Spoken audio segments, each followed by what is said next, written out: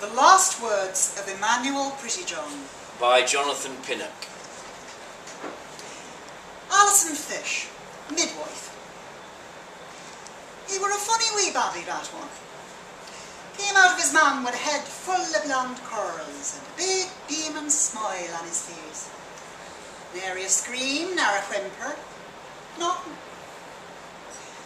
He just looked at me with them big round eyes, smiling.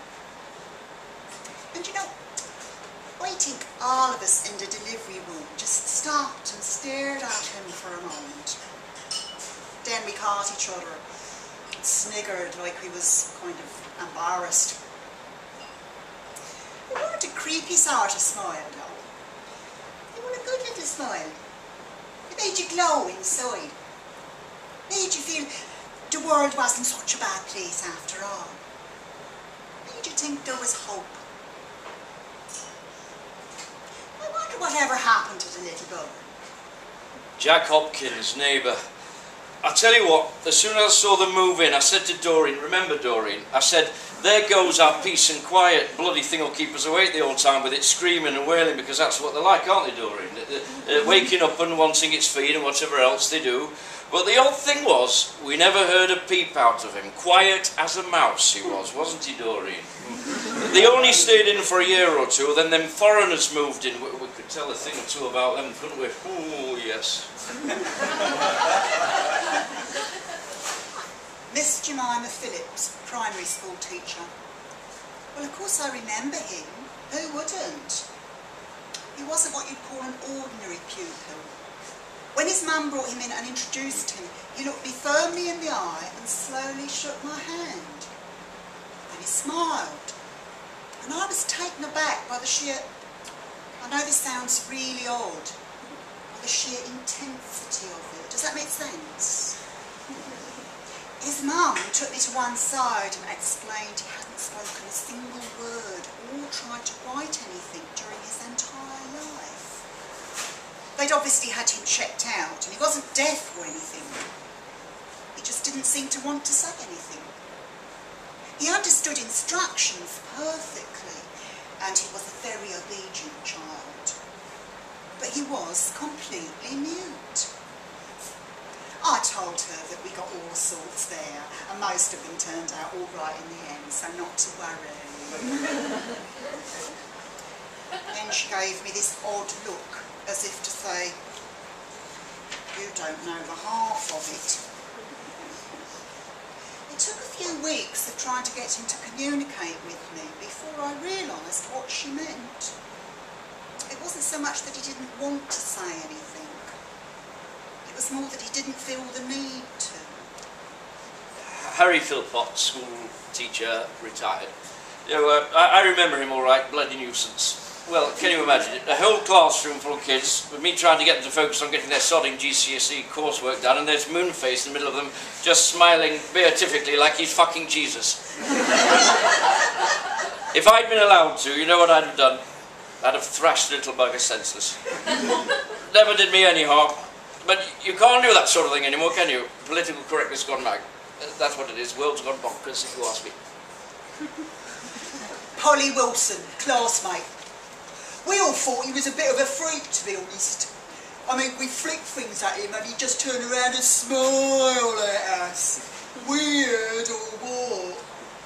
But it was odd, because after a while we all sort of accepted him, and there was always a gang of kids around him. He was just a good guy to be around, I suppose.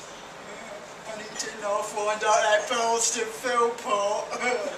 Drove the old bit to a breakdown, apparently. That was just so cool. Yeah, Pretty Face was good value just for that. Simon Hornchurch, headmaster, well, he didn't exactly add to the school's exam rating, did he? Although he did manage a GCSE in art. It was old, what's his name, the head of English, who had the idea, although it started off as a joke. We put his whole life up as a sort of conceptual art project. Got him an A star. I wonder if he realised what was going on. He was a strange boy. I often wondered if there was some kind of abuse going on at home, although he always seemed happy enough. Of course, he didn't stay off his GCSEs because there wasn't much he could really do, and we did wonder what was going to happen to him, so it was all quite a surprise when things turned out the way they did. Statement of Edwina Prettyjohn, mother. We loved our son Emanuel deeply, and I am as devastated by recent events as my late husband would have been. I would ask, however, that my request to be left in peace is respected. Eric Jones, self-styled cult survivor and webmaster of Silent Gabriel isanevilbastard.com. Those swine wrecked my life. Before I joined them, I had a job, I had a wife, I had access to my kids. More than that, I had self-respect, but a year with them and I was a raving nutter. Reduced to living on the streets, you would not believe some of the things I saw, and that Silent Gabriel, he should be strung up for some of the things he'd done. Just ask him how much he's making out of this next time you see him, but you won't get an answer, I can guarantee you that. Extract from Interview with Stella Crumshaw, author of Cult of Silence, Emanuel Prettyjohn and the Quietness Phenomenon. It wasn't Prettyjohn himself who set up the Quietness Movement. Obviously that would have been impossible. He was just the figurehead. The guy behind it all was Alex Templeman, or Silent Gabriel, as he would later style himself. Templeman was standing behind Prettyjohn in the queue at the Dole office when they met. Prettyjohn was standing there just smiling at everyone, and Templeman noticed that instead of getting angry and frustrated with him, the people there rushed around trying to help. I'm pretty sure Templeman must have felt the power of the famous smile as well, because he wrote about the incident in a brief memoir shortly afterwards. In this document, Templeman states that the meeting with Prettyjohn was the turning point in his life. He realised that what was wrong with the world was not that we didn't talk to each other enough, but that we talked to each other too much. There was just too much pointless connectivity. At that point, he writes, I resolved never to say or write another word ever again.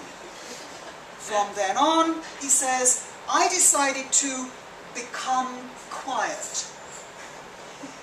When this memoir was posted on the internet, it had an extraordinary effect. The tired, the lonely, and the needy all came to seek them out. Prettyjohn, the new messiah, and Templeman, his evangelist.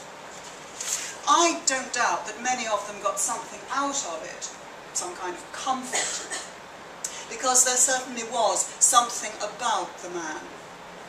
I know the one time I met Prettyjohn, I did feel some kind of inner glow, and I went away with a spring in my step that I couldn't really understand at all. It wasn't long before they had to find accommodation for all the new members of the cult, for that is what it had become. So it became necessary to raise funds, and this is where things began to get a little murkier. The easiest way to raise money was simply to ask all the members of the cult to pledge a percentage of their earnings, and this is what originally happened. One assumes Silent Gabriel suspended his vow long enough to get the message across. The precise point at which this changed from being a percentage of all earnings to all their worldly goods isn't clear. There were soon rumours of curious extravagances, Swiss bank accounts, money laundering, and so forth. Harry Stump, proprietor of Southside Limousines Limited. He's a lovely guy, Mr. Gabriel, one of our best customers. Always went for the full pimped out spec, never cut any corners, always paid on the nail, never demanded credit, never asked for discount, the perfect customer, terrific guy, a great sense of humour too. Jody Well-Beloved, former cult member. Well, it was a kind of weird time for me, you know. I mean, my life was like totally fucked, you know. But those quiet guys like turned it around for me, made me respect myself.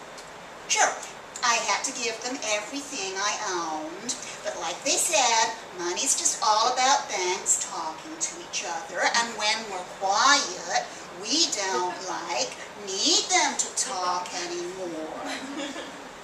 I mean, like, I didn't really understand what they were saying, but like, whatever.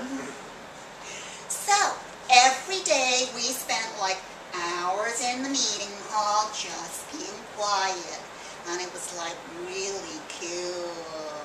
And sometimes Emanuel would come in and smile at us, and everything would be like really groovy, and we'd all smile at each other and feel really peaceful. And then sometimes Silent Gabriel would invite one of us into his room for some one-to-one tuition, which was all kind of weird. He had a rough beard, and I found him kind of gross, so I'm like doing Buddhism now. It's cool. Alex Templeman, aka Silent Gabriel.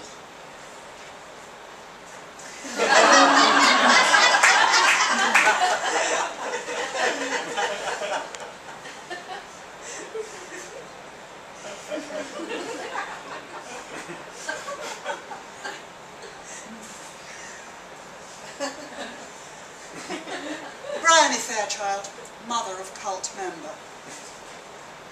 I'm not saying that everything Eric Jones says is true. We have certainly had our disagreements, mainly in the area of presentation. I mean, some of the stuff on that website of his is completely beyond the pale. I don't know how he gets away with it sometimes. But let's just say that when all this blew up, I wasn't a bit surprised. Fortunately, when she joined, Tamara didn't have access to her trust fund, so the blighters haven't got their stinking mitts on that. Yet. I just hope that Tam's got enough nous to work out which way the wind is blowing. Apparently the bust-up between Mr. Prettyjohn and Silent Gabriel, or whatever he calls himself, was quite public. From what I've heard, he just sort of glowered at him. I didn't know he could glower. I thought all he ever did was smile. It must have meant something pretty bad. I tried calling Tam on her mobile, if only to say, I told you so. But of course she hasn't got it anymore. She probably wouldn't answer me anyway. I do miss her awfully. Inspector Frobisher, Northants CID. We have been trying to get a statement from any existing members of the religious organisation known as the Quiet Movement to cover the period on or around the 17th of June 2012. I would, however, go so far as to say that there is quite literally a conspiracy of silence and that all attempts so far to obtain said statement have been completely unproductive. Inquiries are continuing. Mitzi Fantoni, emergency call centre operative. I was the one who took the call. It was a really strange voice. I said, fire, police or ambulance, as usual. But all I could get out of the man was a sort of noise. I repeated the question, but the answer didn't make any more sense than the first one. So I said, is there something wrong with you? And he just said,